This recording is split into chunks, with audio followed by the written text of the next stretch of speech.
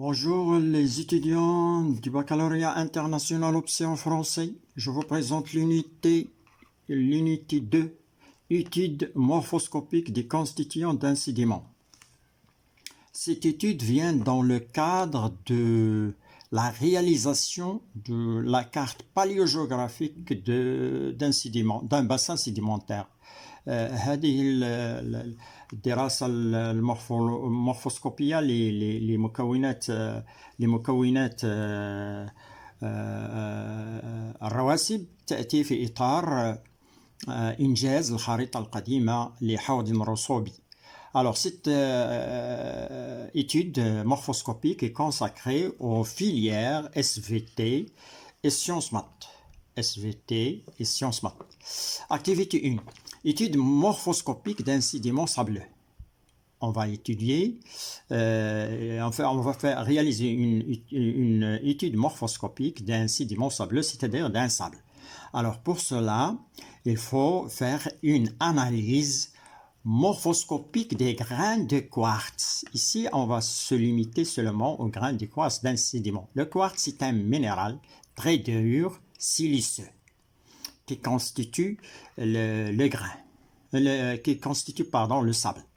Ce sont des grains siliceux, un minéral plutôt siliceux, très dur, résistant aux facteurs du transport et il est insoluble dans l'eau. Alors, pour ce faire, on doit préparer un échantillon de sable à étudier. Comment échantillon? Cet échantillon de 100 grammes tamisé à 1 mm de diamètre, 1 mm. C'est-à-dire, pour préparer un échantillon d'étude de sable, il faut prendre un échantillon tamisé. Qu'est-ce que ça veut dire tamisé? C'est-à-dire obtenu par tamisage, 100 grammes obtenu par tamisage à un diamètre de 1 mm inférieur. Son diamètre est inférieur à 1 mm parce que c'est un refus, c'est le résultat du tamisage. 100 grammes, on va prendre 100 grammes tamisé à 1 mm, c'est-à-dire les grains ont un diamètre qui est inférieur à 1 mm. Document, donc, voir le document 2. Alors, le document 2, ici, vous montre ici les étapes du traitement de préparation, si vous voulez, de préparation d'un échantillon qui est tamisé de 100 grammes, qui est tamisé à 1 mm de diamètre. Alors, première étape, on va laver l'échantillon de sable sous un filetot pour éliminer l'argile et l'élément. L'argile, c'est une roche meuble rouge et l'élément, ce sont des éléments plus fins, proches de l'argile, ce sont un ensemble de matières organiques et minérales de particules très fines, des particules très fines ici, on l'appelle l'élément. L'élément, ce sont des particules très fines de matière minérale et matière organique. On va l'éliminer par le rinçage, si vous voulez, ou bien par le lavage. Puis on passe à l'élimination de la matière organique par le fait d'ajouter l'eau oxygénée au échantillon de sable qui doit éliminer la matière organique. Et la troisième étape, on ajoute l'acide chlorhydrique à l'échantillon de sable tamisé à 1 mm pour éliminer le calcaire, car l'acide chlorhydrique dissout le calcaire.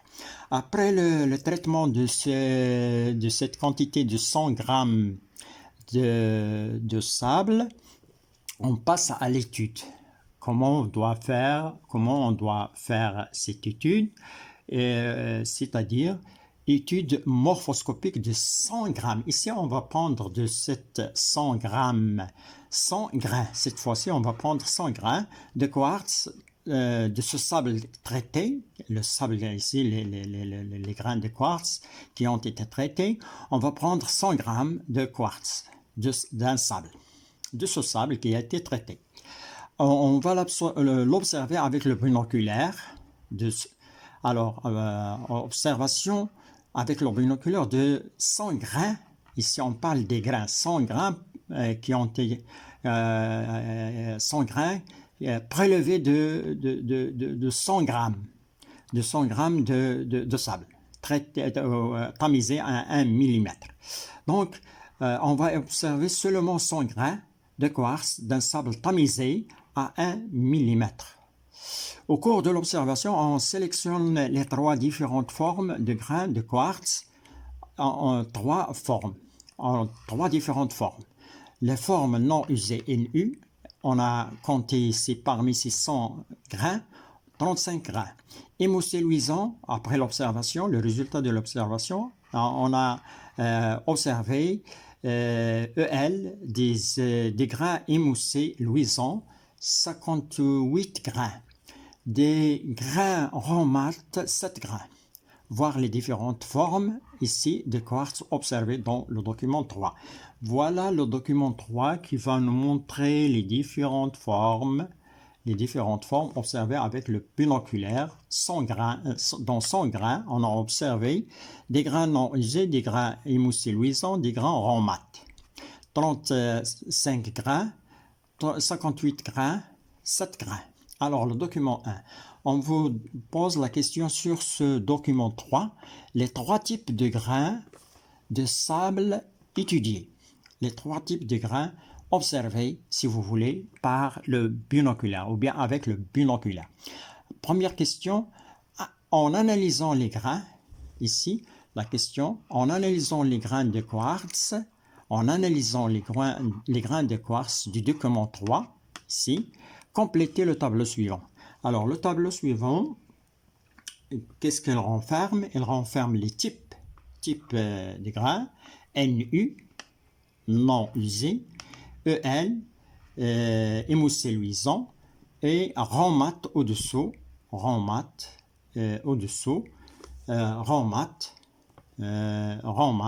c'est-à-dire RN.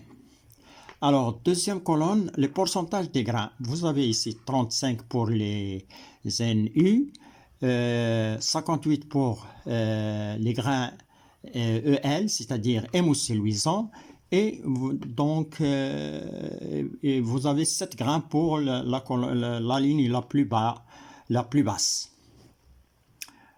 Ensuite, on passe à la colonne aspect des grains et mode de transport. Donc, on va décrire l'aspect des grains. Pour les non usés, l'aspect, il est très important, c'est le but de cette étude morphoscopique, c'est de connaître l'aspect des grains.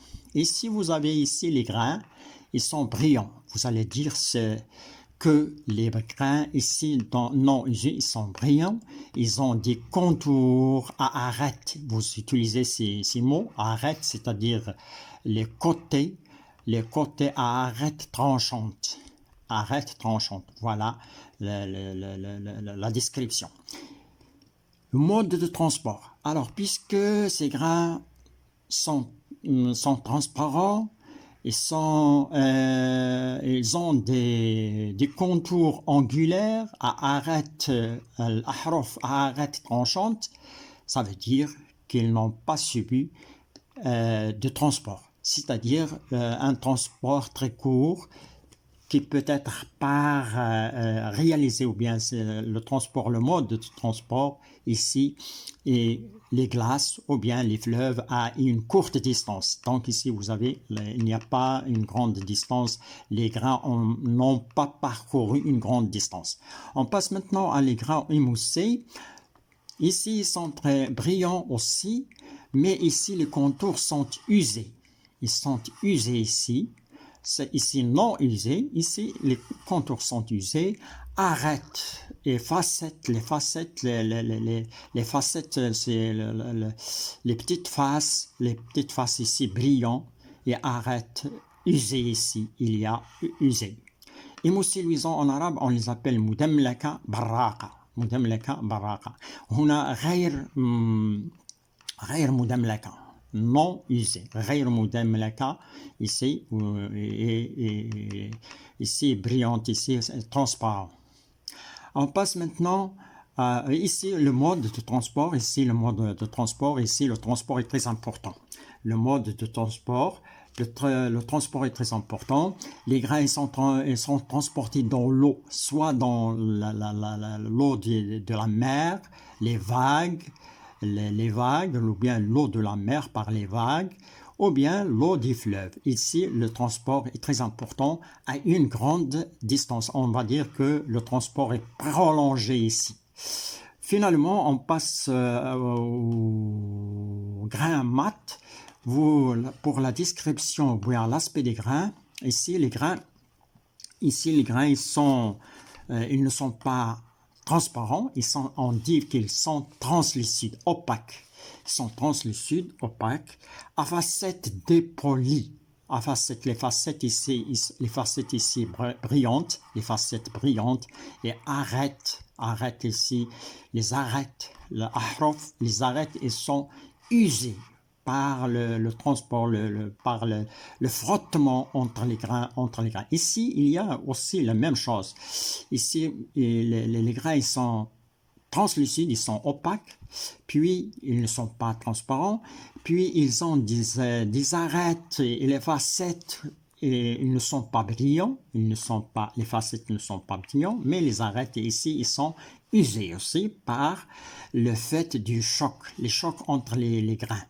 Le choc entre les grains laisse des traces, des traits ou bien des rayages, donc des rayages lorsque les grains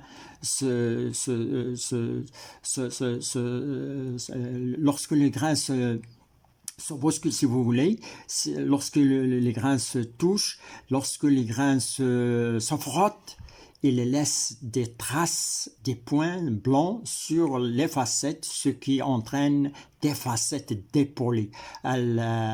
الأوجه مخدوشة، الوجيهات مخدوشة عند هذه الحبيبات فيها خدوش. الخدوش, ce sont des raillages. Ces raillages, ils sont dus au choc entre les grains. Le transport ici, dans ce cas-là, il s'agit d'un transport dans l'air. Donc, c'est dans l'air, on transporte dans l'air. Donc, voilà un petit peu la description des aspects et le mode de transport de ces grains. On passe à la correction. Tout de suite, la correction de remplir le tableau. Le tableau doit être rempli de cette façon.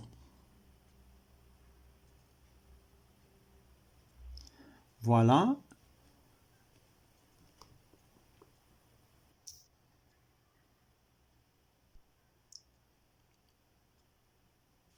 Voilà.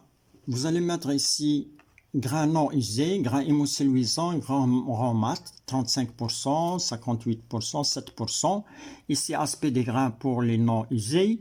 Transparent, contour angulaire à arête tranchante. Et on a شفافة وذات زوايا محيطية تحيط بها زوايا وأحرف حادة.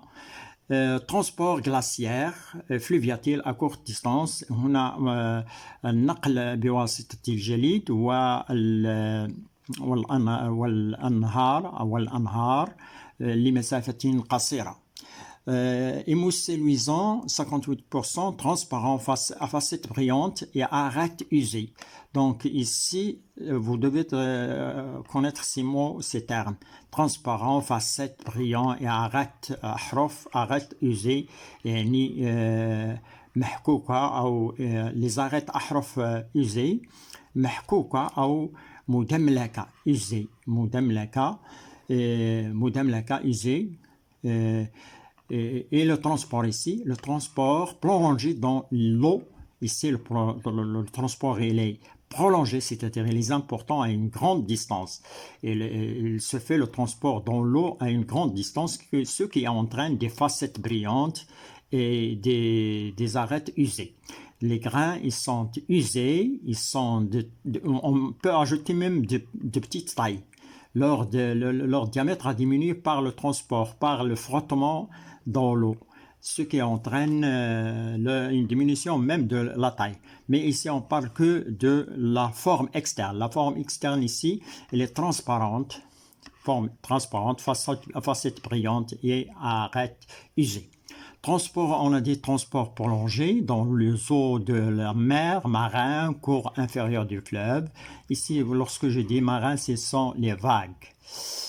Pour les rangs mat, 7% translucides ici, ils ne sont pas transparents, facette dépolie, c'est-à-dire mardoucha, raillage des grains dans l'air. Il y a un raillage des grains dans l'air par les chocs entre eux. Ils se bousculent, bien les uns frappent les autres, ce qui entraîne des chocs et des raillages dans les grains. Le transport ici, évidemment, c'est de l'air. Le vent, c'est un sable éolien. Le sable éolien, il est caractérisé par cet aspect. On passe maintenant à la deuxième question. Après, on passe à la deuxième question. Représenter les résultats sous forme d'un diagramme circulaire. Ici, on vous demande, après avoir rempli le tableau, on vous demande ici de faire un diagramme circulaire, c'est-à-dire un cercle dans lequel vous allez représenter les pourcentages des grains, 58%, 7% des grains, mais le pourcentage des grains dans un cercle. Voilà comment on réalise ce diagramme circulaire. Voilà le diagramme circulaire réalisé. Vous avez ici les émoussés luisants 58% en orange et 7% pour les rangs mat et non usé 35% dans l'espace coloré en jaune. On passe maintenant à l'exercice d'application.